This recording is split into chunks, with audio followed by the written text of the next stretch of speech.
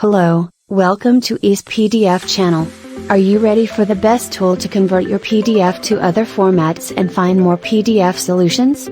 Now, let's move to see how to merge PDF files into one document with EasePDF. Go to the EasePDF homepage and choose the Merge PDF tool.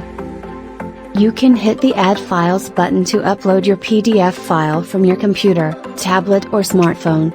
Or you can import PDF files from your Google Drive, Dropbox, and OneDrive. There are two modes that you can choose, File mode and Page mode.